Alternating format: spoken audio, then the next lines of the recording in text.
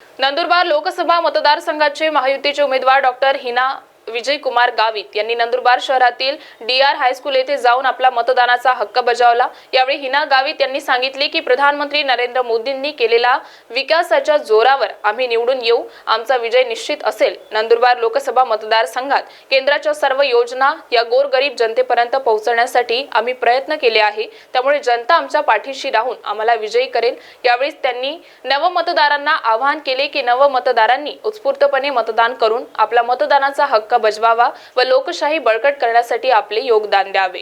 पण या 2 तासामध्ये अनेक मतदान केंद्रांवर मोठमोठ्या रांगा पाहायला मिळाल्या। त्यामुळे या निवडणुकीमध्ये मतदान करत असताना एकंदरच लोकांमध्ये प्रचंड उत्साह हा पाहायला मिळतोय। नंदुरबारमध्ये भाजप वर्सेस काँग्रेस अशी टक्कर आहे, पण काँग्रेसकडनं विरोधी पक्षामध्ये फार शिंदे गटाचे काही नेते सामील झाले, काय म्हणतात? नंदुरबारमध्ये एकेकाळी काँग्रेसचा बालेकिल्ला समजला जाणारा नंदुरबार जिल्हा मागच्या 10 वर्षामध्ये काँग्रेसमुक्त झालेला आहे।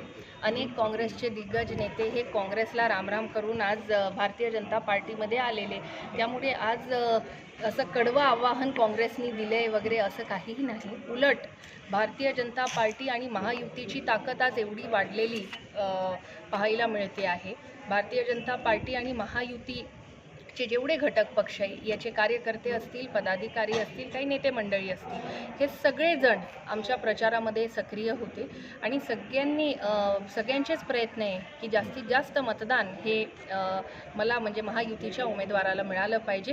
काही 1-2 नेते जे नाराज होते त्यांना आम्ही मनवायचा प्रयत्न केला, पण अनेक वर्षापासूनची असलेली वैरी ही मला नाही वाटत की सुटेल। आणि ज्याप्रमाणे आम्ही प्रयत्न केले पण आम्हाला पाहिजे तसा रिस्पॉन्स काय मिळाला नाही, त्यामुळे महायुतीचे सर्वच पक्ष तर या ठिकाणी काम करत आहे। 1-2 नेते मंडळी जे नाराज होते तर आता होते, काय करणार, पण लोक हे मतदार आमच्या सोबत आहे आणि तो उत्साह मला मोदीजींची जी 3 दिवसापूर्वी सभा झाली त्या सभेमध्ये जे लाखो लोक सभेमध्ये आले होते ते बघितल्यानंतर मला असं वाटते की लोकांची ही इच्छा आहे की मोदीजींना 400 पार संख्या मिळावी आणि त्याची सुरुवात ही नंदुरबारपासून व्हावी।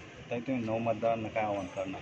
नवमतदारांना मी आवाहन करते की आपण मोठ्या संख्येने येऊन मतदान करावं, कारण आपली देशाची दिशा ठरवणारी, आपलं भविष्य ठरवणारी ही निवडणूक आहे। शेवटी देश कुठल्या दिशेने वाटचाल करेल हे ठरवणारी ही निवडणूक आहे। आपल्या देशामध्ये कोणता नेता हा आपल्या देशाला पुढे नेऊ शकतो हा विचार करून आपण मतदान करावं, असं सगळ्यांना मी आवाहन करते। प्रधानमंत्री 400 पारचा नारा दिला आहे, वाटतं 400 पार?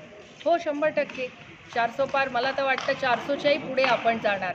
आणि ज्याप्रमाणे ओव्हरऑलच लोकांमध्ये एक उत्साह आहे, मोदीजी ज्या वेळेला नंदुरबारला सभेसाठी आले त्यावेळेला राजकीय पक्षाचे कार्यकर्ते किंवा राजकीय विचारांचे लोक सोडूनही कॉमन जे प्रोफेशनल्स आहेत, जे कुठल्याही राजकीय पक्षाशी संबंधित नाही, असेही हजारो लोक त्या सभेला स्वतःहून आले होते। त्याच्यामुळे मोदीजींबद्दलचे क्रेज जे लोकांच्या मनात आहे, मोदीजींच्या लिडरशिपवर असलेला विश्वास हा एक ओव्हरऑलच पाहायला मिळतो आणि त्याच्यामुळे मोदीजींची हॅट्रिक व्हावी असं सर्वसामान्य नागरिकांनाही वाटतं। महाराष्ट्र टीव्ही 24 साठी मिर्झा आफिक, नंदुरबार।